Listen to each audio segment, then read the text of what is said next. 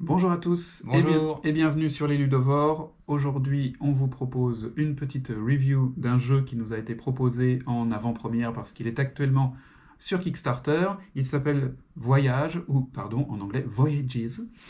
On a réalisé une vidéo de gameplay dessus. On va mettre un petit lien pour que vous puissiez aller la voir si ça vous intéresse. Ici, on va faire finalement une sorte de bilan de notre expérience et de notre ressenti.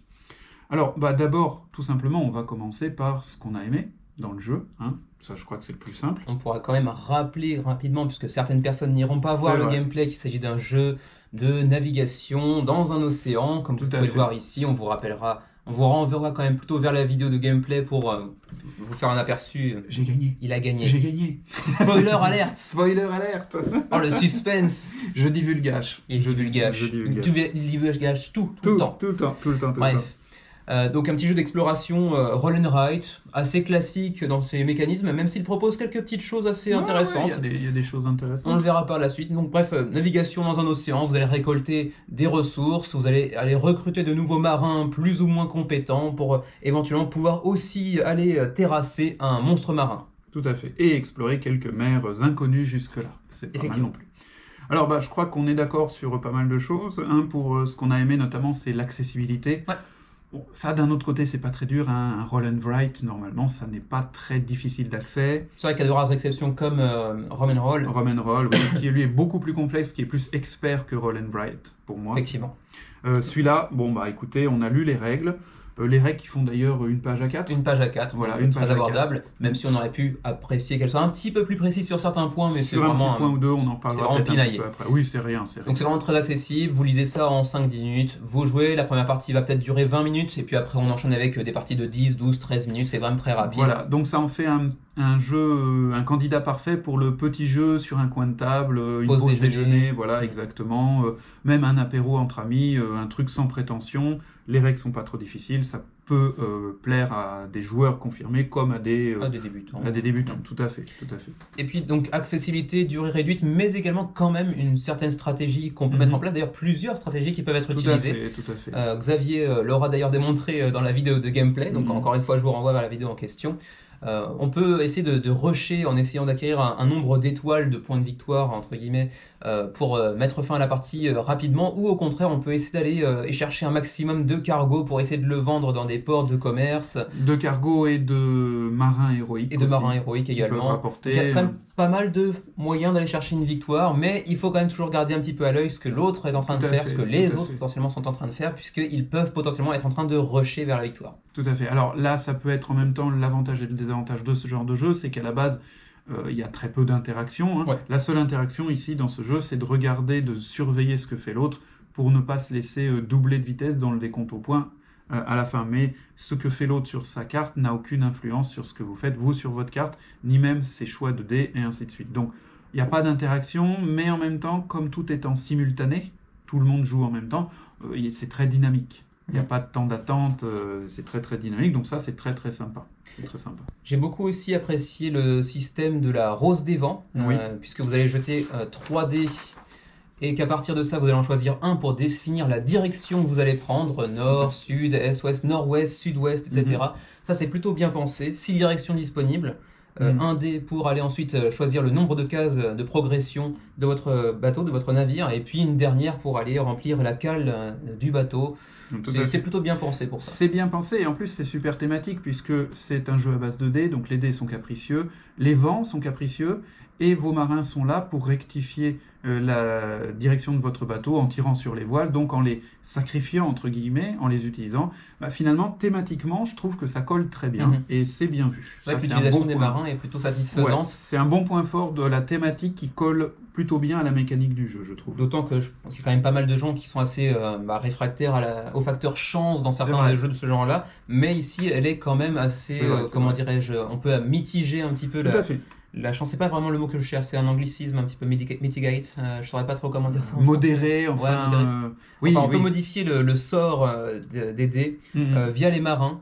Marin simple va juste ajouter 1 ou retirer 1. Un marin héroïque pourra vous permettre de modifier la face du dé selon votre choix. Donc c'est plutôt bien pensé, ça permet de modérer un petit peu, Voilà. de mitiger un peu le facteur chance. Et ce qui est intéressant, c'est que du coup, le marin héroïque est puissant, puisqu'il vous permet de choisir exactement la phase de dé, mais qu'en l'utilisant, vous sacrifiez des points de victoire à la fin. Donc là aussi, il y a une réflexion sur le gain et la perte qui est assez intéressante. On pourrait dire qu'il y a une sorte de micro-mécanisme de gestion de ressources, mais bon... Oui, quelque part, c'est un peu une sorte de gestion de ressources, puisqu'on on acquiert d'autres marins et d'autres marins héroïques en cours de jeu, donc on peut prévoir de se dire, bon, bah maintenant, je vais en sacrifier un, parce que le gain que je prévois derrière est plus important, ou se dire, bah finalement non, là, dans la zone où je suis, je vais pas en avoir d'autres, donc je vais le garder, tant pis, pour plus tard.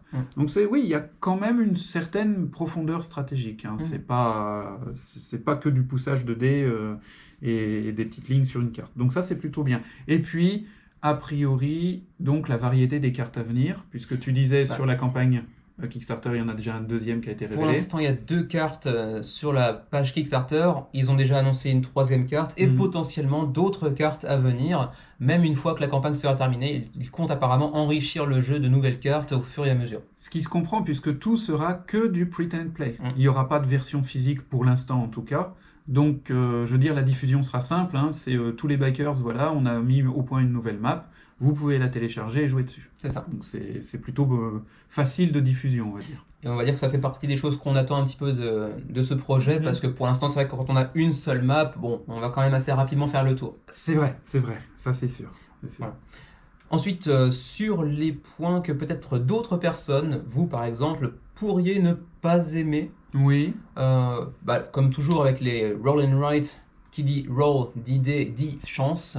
On vous a expliqué tout à l'heure qu'elle peut être mitigée via les marins, mais ça reste quand même présent. On peut quand même être devant un obstacle si on n'a pas de marin à disposition. J'avoue que tout à l'heure, dans une des parties précédentes hors vidéo, je me suis retrouvé dans un coin de la carte et j'ai fait plusieurs jets de dés qui me dirigeaient que dans des coins de la carte où je ne pouvais pas bouger. J'étais un peu mal. Bon, d'un autre côté, je trouve ça encore thématique, puisque y a des fois, quand vous êtes marin, il n'y a pas de vent. Et puis vous êtes coincé sur place. C'est thématique, mais c'est pénible quand vous êtes en jeu, quoi. Ça peut être un peu frustrant. Bon, c'est pas toujours. Hein. Non, voilà, on peut toujours faire quelque chose. On peut même revenir un peu sur ses pas, entre guillemets. Oui, tout à fait. Donc ça reste gérable. Autre chose quand même, le PNP, justement, le facteur print and play. Je sais que nous, on n'est pas trop des amateurs de print and play. On aime bien avoir un matériel un petit peu chatoyant. Chatoyant et même avoir du matériel, parce que moi, le risque que je vois, parce que c'est pas le seul roll and write qui existe sur le marché, c'est que si elle n'est qu'en version dématérialisée, c'est que je l'oublie au fond de mon ordinateur par rapport à une boîte de Trek 12, par rapport à une boîte de Demeter, qui elles sont visibles dans mon étagère, quoi. Ça serait un peu dommage. Possible, effectivement. D'un autre côté, je comprends la stratégie commerciale qui permet de diffuser beaucoup plus à moindre coût, puisque finalement, ce sont les acheteurs qui prennent en charge, entre guillemets, le coût d'impression. Mais voilà, c'est le petit risque. Moi, je sais que je suis pas super fan des print and play pour cette seule raison. Après, le jeu lui-même ne souffre pas du fait qu'il soit print and play. Disons que s'il y a un type de jeu qui se prête bien au print and play, c'est bien les roll and write et les flip and write. Tout à fait. Ça, c'est surtout clair. les roll and write. Parce que bon, tout le monde a des dés à la maison, tout le monde a des stylos, il suffit d'imprimer, bon, voilà. Ça reste acceptable. Tu parlais du Dread aussi. Après, nous, c'est plus nous ce que nous avons mis entre guillemets dans ce jeu-là. Sur la map qui est là, plusieurs choses. Alors, je vais essayer de montrer un peu plus proche. Donc, vous avez Dread, le monstre marin qui est là. Alors, le battre coûte 2 marins héroïques, donc va vous amputer d'un certain score, mais en contrepartie, il rapporte 14. 14 points et 14 une étoile. Points et une étoile. Je trouve que c'est beaucoup. Du coup, j'ai peur qu'on axe souvent la stratégie sur aller le battre. Parce que finalement, perdre 4 points de marin héroïque pour gagner 14 points plus une étoile, l'étoile vaut 3 points, ça fait 4 points contre 17. Ça vaut sans doute le coup tout le temps. Sachant que sur toutes les parties qu'on a fait jusqu'à maintenant, on a toujours réussi, pour un de nous deux en tout cas, à aller chercher Dread justement. Et la personne qui ne l'avait pas fait dans ce scénario-là, en fait, perdait à chaque fois. Parce que c'est vraiment 14 points, c'est assez énorme, c'est très conséquent. Elle coûte 2 marins héroïques, mais en fait, acquérir des marins héroïques n'est vraiment pas difficile dans ce jeu. Sur cette map, cette map-là. Deuxième petit point de game design, eh bien, au-dessus de Dread, vous avez une étoile. C'est-à-dire que si vous arrivez là, vous allez carrément directement cocher une étoile ici. Je ne conteste pas le fait de placer une étoile sur la zone de jeu. Je dis simplement que la proximité de Dread avec l'étoile me semble un peu trop fort, parce que vous voyez ici, c'est ma carte, eh bien, j'ai facilement pu aller de dread à l'étoile. Et donc, du coup, dans une toute petite zone, vous avez un potentiel de 2 étoiles. Sachant que 3 étoiles déclenchent la fin de partie, j'aurais bien vu l'étoile à l'opposé de dread. Pas forcément à l'opposé, mais un petit peu plus loin. Au moins un peu plus loin, oui. Faire le centre, au nord. Voilà, pour que justement la personne qui décide ou ne peut pas faire dread puisse quand même avoir une étoile qui peut avoir une compensation à la fin. Parce que là, c'est vrai que c'est la technique, c'est la stratégie adoptée par Xavier lors de la partie filmée et qui lui a permis de rusher véritablement, alors que je m'orientais vers une belle partie, mais finalement, j'ai pas pu développer ma stratégie parce que la partie est terminée très très rapidement en fait. C'est ça, c'est ça. Et le dernier petit point, donc vous avez, comme on l'a expliqué, comme vous le verrez dans la partie filmée si vous allez la voir, un certain nombre de zones de mer qui sont des zones à découvrir. Alors très bien, mais il y en a une au centre, pourquoi pas, mais elle est juste à côté du départ et elle est juste à côté d'une île qui rapporte des points. Moi j'aurais plus vu que justement cette zone à découvrir soit plus au centre, sans l'île, de manière à ce qu'elle soit un peu plus loin et qu'elle donne en fait un objectif pour traverser, pour donner des points. Je trouve que là, c'est la zone à découvrir à côté d'une île qui, en plus, elle, donne des points. C'est un peu trop. Bah, disons que thématiquement, en plus, on commence sur un port qui, forcément, du coup, est connu, puisqu'on en part. Et à 2 cases de ça, on a une zone, théoriquement, de mer non cartographiée. Voilà. Ouais, bof. C'est un peu bizarre. C'est un peu bizarre thématiquement, ouais. Mécaniquement, ça fait sens. Après, oui. Ouais, thématiquement, c'est un peu moyen. On peut se poser plus la question. Mais bon, c'est encore un peu du pinaillage. Voilà. Ça reste un jeu très agréable malgré tout. Je pense qu'on en a plutôt une bonne première impression. Oui, c'est sympa à jouer, c'est rapide.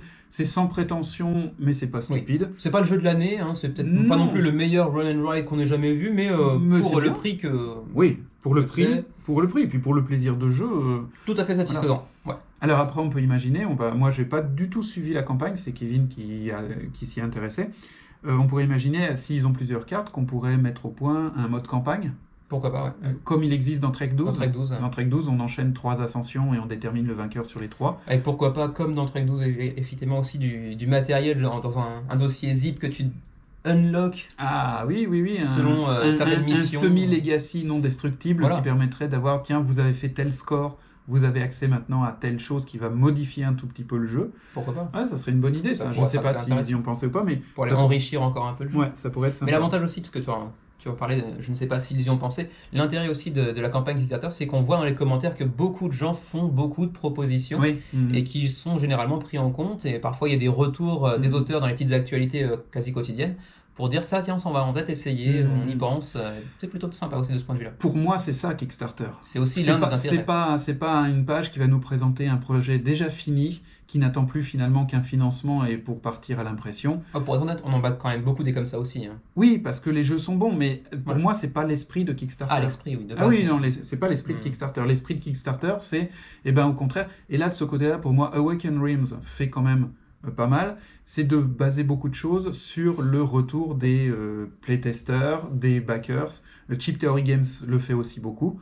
On a l'impression quand même d'un produit presque fini quand ils nous le présentent, et on s'aperçoit qu'après, alors ça prend quelques mois, le produit final aura certaines différences assez notables sur le retour des backers. Donc voilà, on espère ça pour cette campagne-là. Donc globalement, vous l'aurez compris, un aperçu plutôt positif, une bonne impression de ce jeu voyager, surtout pour le prix que ça... Modique. Ouais, très modique. Tout à fait. Donc voilà, plutôt positif. Ouais, tout à fait. Sur ce, on vous invite encore une dernière fois dans cette vidéo à aller voir la vidéo de gameplay pour voir comment Xavier m'a roulé dessus, littéralement. Je vais l'encadrer, cette vidéo. Une fois n'est pas coutume. Une fois n'est pas coutume. Et puis on se retrouve nous très prochainement pour de nouvelles vidéos. Donc merci de nous avoir suivis et puis à la prochaine. Salut!